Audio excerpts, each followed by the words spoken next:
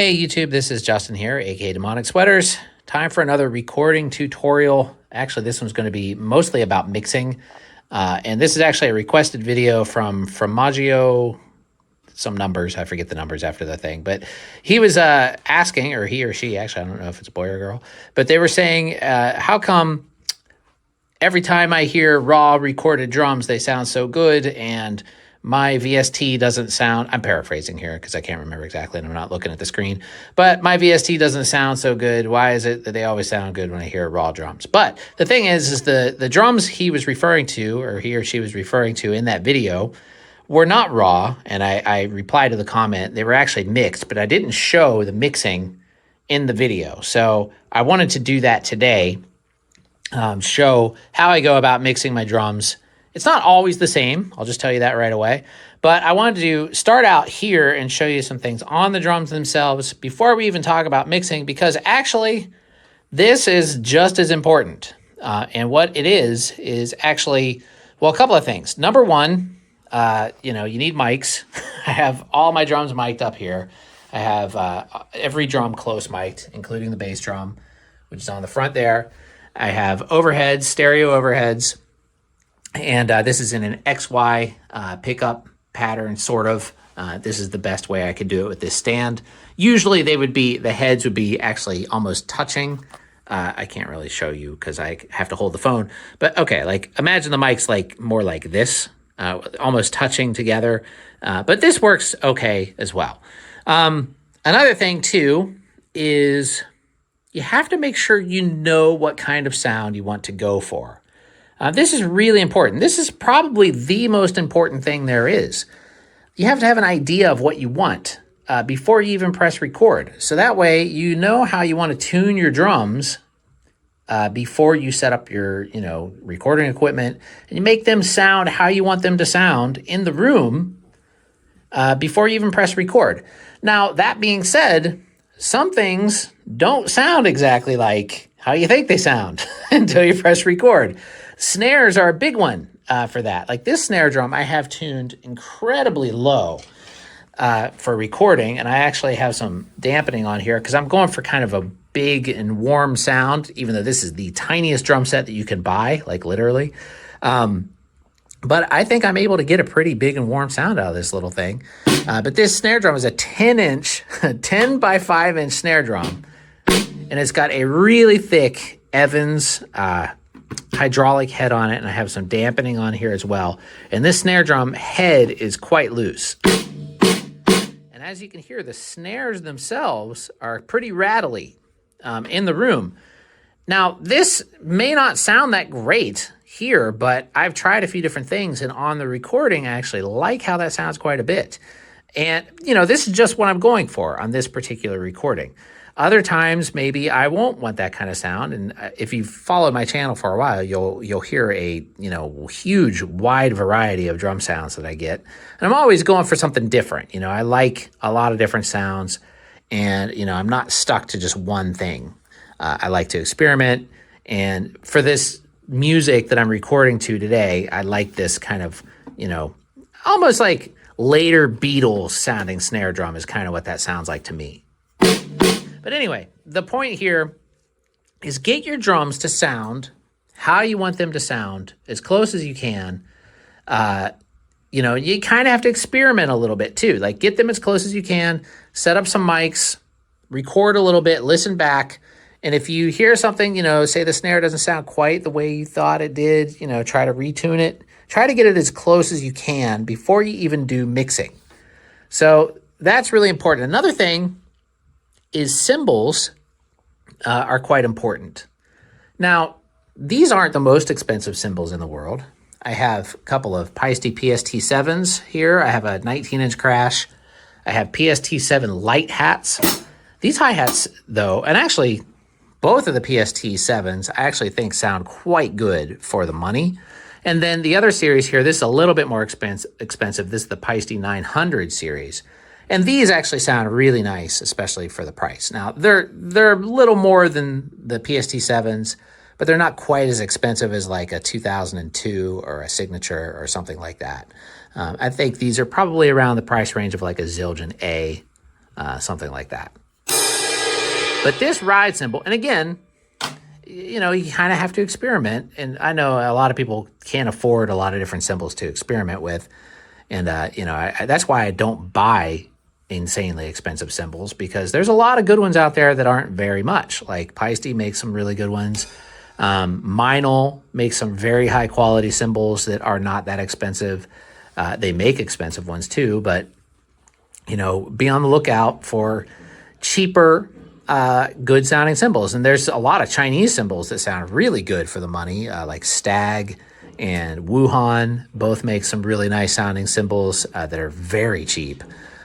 Some of them, you know, they have some weirdness to them, but you kind of have to try, you know, different cymbals and, you know, see what you like. And again, you know, drum sounds are highly subjective. Well, not again, this is the first time I said that, but they are highly subjective. So you kind of have to, like, you know what you want. And if you know what you want, it's much easier to get it. What else was I going to say here before we get over to the mixing? About the hi-hats. So one big thing that can happen like very easily is you get bleed from your hi-hat to your snare drum mic. Now this microphone is a very inexpensive microphone. And that's another thing too. I really don't, you know, some people are going to say, you know, they'll probably disagree with me here, but I don't care. They're wrong because microphones are not that important. Like the type of microphone or the brand or how expensive they are. They really aren't. I've tried I've had very expensive mics. I've had very cheap mics, and it really just depends on the mic. Some very cheap mics sound really nice, and some very expensive mics sound really nice. Some very cheap mics sound really bad, and some very expensive mics sound really bad. So again, you just kind of have to try some things out. I really like this little Nady mic on the snare drum, because it has really, really good side and rear rejection, and they're very cheap. It's a DM70, and these are actually CAD snare drum mics, and you can buy these very cheap on Amazon as well. I'll post links to all this stuff down below. And the reason why I like these is they sound good, and then they also have these nifty little tom clamps on there, so I don't need to have any extra stands. And this one, actually, I rigged with this clamp. It didn't come like this. So I actually bought this clamp and rigged this one up to work on there, so I could kind of do the same thing. The only stands that I have to use are my kick drum mic right there, which that's my most expensive mic. That's a Shure, what are those called? Beta 52 or something like that. I'll put it up on the screen if I'm wrong. And then up here, I have some very inexpensive Behringer condenser mics, and those things I've had for years. They sound really good. I barely even have to put EQ on them. Now the kick drum, a lot of times, with the exception of this particular kit, I often, you know, will put a hole and then stick the mic inside of the hole, you know, and have like a pillow in there or something to have it pretty muffled. And I like that sound. I used to be different. I used to like a very open, you know, like resonant bass drum sound, but then I realized in mixing, that is very hard to deal with. Especially if you're competing with guitars and things like that. It's very much, you know, it's much, much easier to have a controlled bass drum sound. And this particular bass drum, I don't need a hole because it's small enough. This is a 14-inch bass drum. It's small enough to where the attack still cuts through on that mic from the front. And actually, this bass drum sounds much better without a hole because it's so small, you get a lot more low end out of it that way. And actually, I really like the sound of this bass drum. It's very nice. This whole kit I actually like quite a bit. It's one of my favorite drum sets. And this is the Tama Club Jam Flyer, if you're not familiar. They are very, very tiny. 14-inch bass drum, 10-inch snare drum, 8-inch rack tom, 10-inch floor tom. And it's got this cool like ride mount here that I can mount my ride cymbal on. And, I was starting to talk about it before, but I got sidetracked. But this Paiste 900 ride cymbal, I think this is the nicest sounding on recording ride cymbal that I've ever owned. And I've had a lot of rides. I've been playing drums for a really, really long time. And I've had way more expensive rides than this, and none of them record as good as this ride cymbal. It doesn't sound like the greatest ride in the world in the room. I mean, it doesn't sound bad. I like it. but it's not like when I hit it, I'm like, wow, that's the best sounding ride ever. But on recording, it has every quality that I like on a ride cymbal, where it has a nice kind of semi-dark wash underneath. It has a very good stick definition. And it's got this very musical quality that just sits perfectly in a mix. And you'll hear it. I mean, maybe you heard it on another recording of mine already, but you'll hear it when we go into mixing. I just really, really love this ride. This is one of the nicest recording rides I've ever had. And the crash, actually, I modified this crash a bit. I know I'm going on and on about this, but I gave it a little bit more hammering. You can kind of see there on the bottom. And I've done this on a lot of my cymbals, and I just made it a little more complex sounding. Not by much, but a little bit. And this one over here is stock. I haven't done anything to this one. And this is stock too, and so are the hi-hats. But what I was saying, man, I'm getting sidetracked a lot. About the hi-hats. It's very easy to get bleed from your hi-hat to your snare mic. So when I got sidetracked about the mic, this position of this microphone, you notice how it's actually kind of angled this way a little bit.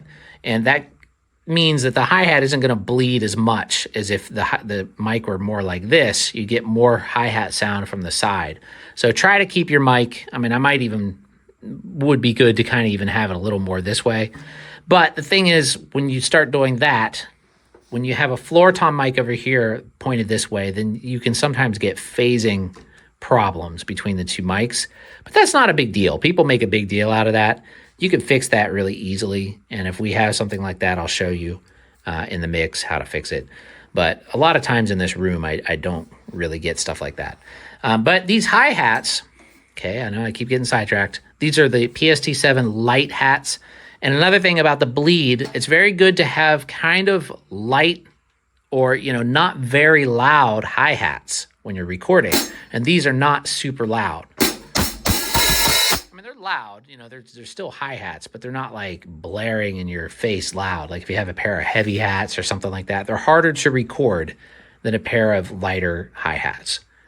So anyway, I think that's all for this part. So get the drums as close to how you want them to sound in the room with your ears. Do a little bit of test recording. Make sure nothing sounds super weird. If it does, retune, put on some tape or something if you have to, if that's what you're going for. If you want a real resonant sound, that's totally cool too.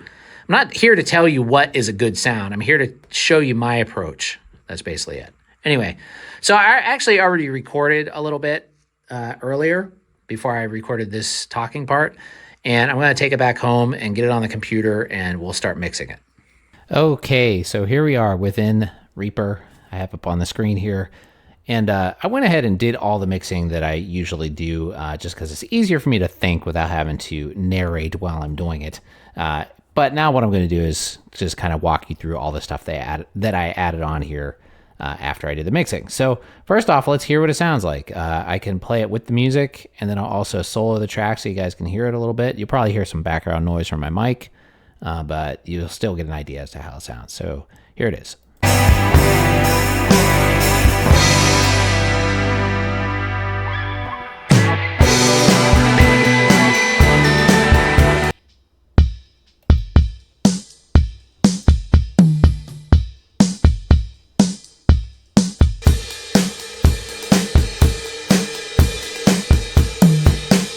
Okay, so there's all the mics soloed. Let's take off the overheads. And you can hear that kick drum by itself. Sounds pretty basketball-y.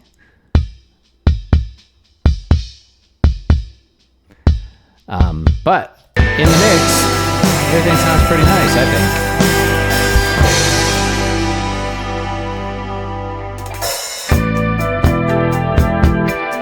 Go back a little ways again.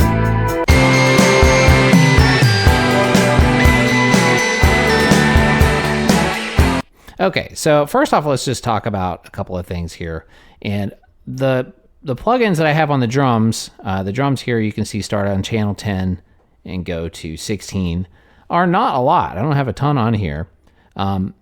Mostly what I'm using are some EQs, some compression, and a couple other things here. And one thing I want to stress is it's really good to have a good channel strip in your DAW. And what that is something like this. This is the SSL, Solid State Logic G channel strip that you can get from Waves, as well as SSL now actually makes their own versions of these plugins. It used to be that only Waves did them. Waves licensed them, I guess, from SSL. You can still get them from Waves, but you can also get them directly from SSL. And I think they're pretty similar. Maybe they're a little different, but what these have is basically, this is a recreation of the Solid State Logic board that you could buy, or that you still can buy, the G model board. And I also have the regular SSL plugins as well. And I like them both. I don't really prefer one over the other. But what they do is you have basically filters, EQs, dynamic section, you have compressor, you have a threshold, you have a gate, and you have an expander, as well as a phase reversal switch right here, and just some things you can do here with the gain and the compressor, and it's mostly, that's it, But one of the things that I really love about these is the presets are actually quite good. I usually just start off with the kick drum preset. I go in here and just select the kick drum and just adjust a little bit if I need to adjust anything. I think I just added a little bit more low end on this one because, that kick drum is so tiny. It's like a 14-inch bass drum. But that's really all I did on the bass drum. That's it. Let's solo that bass drum again. You can hear it does sound pretty basketball-y, but what this also does is it puts a gate on there, so it filters out a lot of the background noise. But there's a good amount of attack on there, and that is mic'd from the batter side, and there's no hole on that bass drum. Or not the batter side, the resonant side, rather.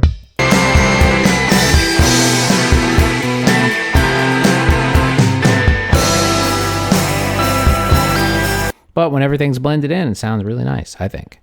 Of course, sound is subjective. You might not like how these sound, but I think they sound good. So the snare, I think, is what I did the most to. And I'm very happy with this snare sound I got in here. Let's just listen to that sound.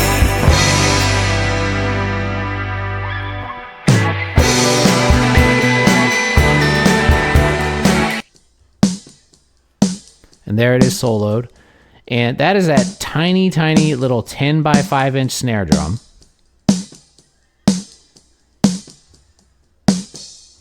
And again, I started with the SSL channel. This one I used not the G channel, but I used, or channel strip rather. I used the standard SSL channel strip. And once again, I started off with the snare drum preset. And what I did here, I think I just lessened the threshold from the gate a little bit so it wasn't quite as extreme.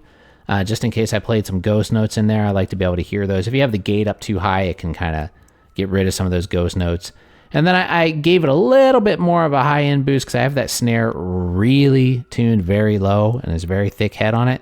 And also just to give it a little more bite, I used an exciter plugin from Reaper. This is the JS Exciter Treble Enhancer.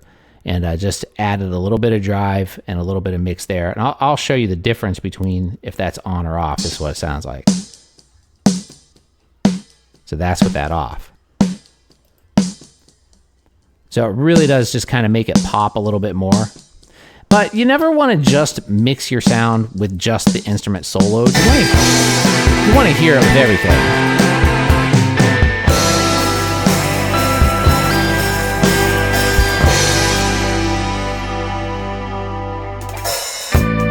Because of course you're getting overhead sound in there and everything else that's blending in to create your overall drum sound. So speaking of overheads, well actually no, let's talk about toms first. Toms, the only thing I did on the toms was just put a gate on them. And that's it. And this is just another default Reaper plugin, tom gate. I just used the tom gate preset and I did nothing else. Like I didn't change it at all. And that just worked perfectly for me. Sometimes you have to mess with it a little bit, but I really love the sound of those Club Jam Flyer toms. Like, I just think they sound great, and there's really nothing I have to do to them. They have a nice attack, they have a nice sustain, they cut through the mix, and they sound full. Shit, I probably disconnected that. Hold on, let me check here. Did I? Oh, no, I think it's still recording. Good. Okay. It's a little tricky here to get this to record into the screen capture. I guess I'll find out when I go back and look at this if it recorded that or not. But hopefully it did. So that's all I did on the toms. Is just a little bit of gate, tom gate, just use a preset. Don't be afraid to try presets. You know, a lot of engineers spend a lot of time to work on these presets and make them good. And, you know, a lot of times they'll dial it in. Oh, I forgot to mention here. I know I'm losing my train of thought. It's kind of late. I'm kind of a little tired. But the other thing I did on the snare is I just put the L1 limiter on there just so I could give it a little bit of a push and make it not go into the red, you know, when it's playing back. I turned that off. It's not going to sound any different. It just, you know, you can see there it hit in the red a little bit. That's just like kind of a safety thing.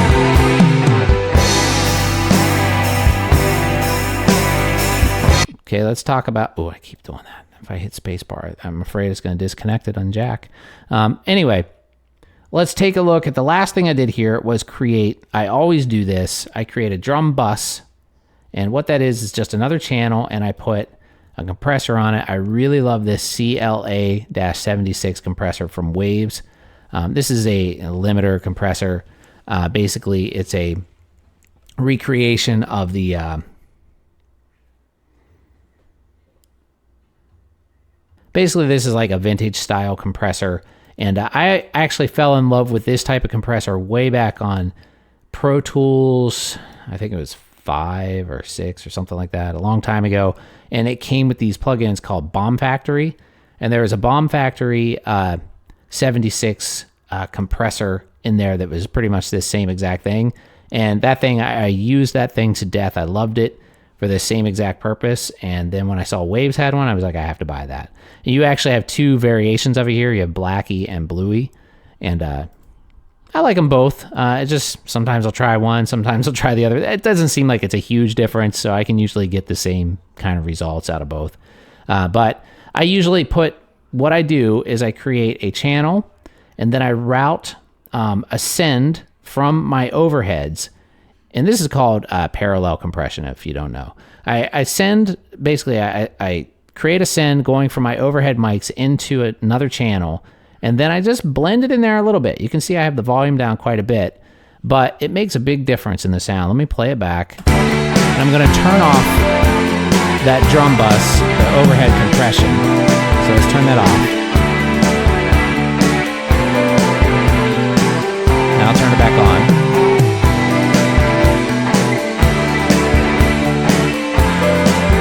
Now, it just brings up, you know, those nice overtone, like the good overtones from the, well, if you have bad sounding cymbals, maybe not, but from the cymbals, you know, these cool, like dark washiness, you know, coming up from the bottom of the sound, it just brings those up a little bit higher.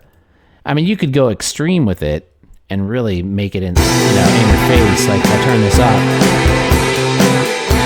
But to me, that's too much. So I keep it down pretty low.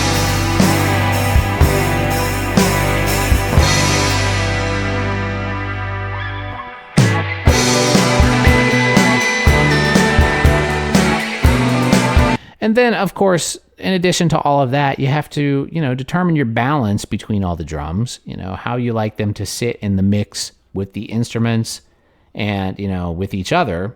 And that's totally up to you. You know, I like, you know, I'm a drummer first and foremost, even though I played everything else on here, but I love the drums more than anything. So my drums are pretty high in my mixes. I like them up front like that.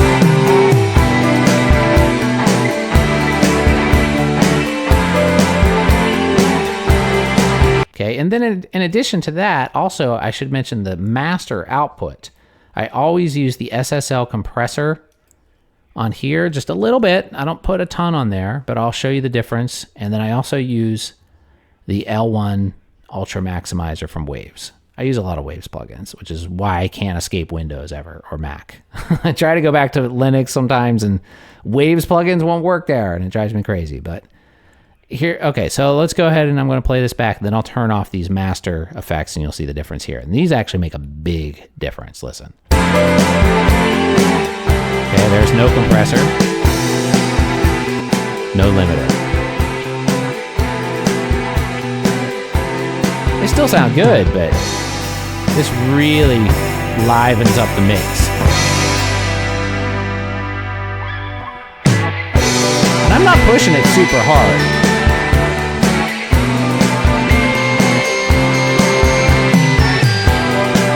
You know, I'm just pushing it a little bit. You could go crazy with these too, but it's best not to go crazy with anything, I think. Like, if you overdo it, then it starts to sound unnatural. I like to keep it, you know, under control, use things tastefully. And it took me a lot of years of doing this to really learn how to do that. You know, if you listen to my older mixes, even ones back as far as, you know, like 2018, I think 2018, they were already starting to sound pretty good. 2016, my mixes weren't as good. 18, they were starting to sound pretty good. 19, yeah, I don't know. But they really started to get good, I think, in the past few years, in my opinion. Especially quite recently. These last few ones, I feel like my drum mixes have gotten much better. And I'm doing a lot less. 99% of it goes into the pre-hitting record, like I talked about in the first part of the video. That's 99% of it. It's just dialing in that sound, you know, exactly right on the drums. Like, a lot of people wouldn't think to tune that little tiny snare drum as loose as I did. A lot of people's first inclination is to crank. Well, in general with snares, especially drummers, you know, like a lot of us are guilty of over tightening our snare drums. And they just don't record as well that way. You might like how it sounds in the room, but when you put a microphone on it, a lot of times when they're cranked up super tight, they sound thin. So try a looser snare. And another thing too is thick sticks. I've talked about this before. I a lot of times will record, well, for a sound like this, if I want a fat drum sound, use a fat stick. I'll use a 2B. Like that, I love 2Bs. 2Bs on cymbals and snare drums sound amazing, like a wood tip 2B. And those ones I were using on this song were actually wood tip maple 2B. So it's a fat, you know, wooden tip, but maple's a softer wood. So when you hit the cymbal, it gives this nice fat but soft tone, like woody tone on the cymbal. And this is that ride. This is that 900 ride, the Pisces 900 ride. And listen to this thing. I really love the way this ride records. Let's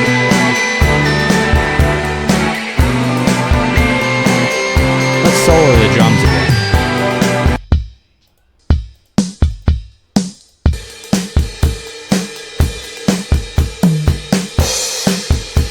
That was the 900 crash right there.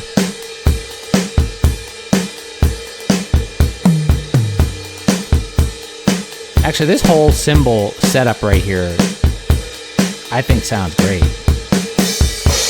Even that PST, both the PST7s, the crash and the hi-hats especially, I love. Now that PST7 crash has an interesting like sparkle to it on the high end. That is a little cheap sounding, but it also sounds cool in my opinion. You can hear it really well when I switch to the snare in this part coming up. I think I crashed that thing pretty hard coming up in a minute here. I think it's this one coming up like here. I think. Yeah, after that tom fill, here it comes. And that's that PST7 19-inch crash. Let me play that again. Yeah, I think it sounds awesome. So anyway, I'll go ahead and play you guys the full mix now with the song and everything, and a video of me playing the drums to it, and hopefully you guys enjoy it, and hopefully you found this helpful. Hopefully I made sense. I was a little bit tired and I was having trouble getting the screen capture to work here. It's really hard to get ASIO to capture in OBS, and I'll just mention this real quick. Hopefully that was still... Let me just test this and see if that was even recording. Let's see. Let me look at that. Yeah, it looks like it was. Okay, good. If you're curious, I might as well mention that. So you have to install the Juice ASIO plugin for OBS, And then in Reaper, you have to use jack. And I have another video about this coming out pretty soon.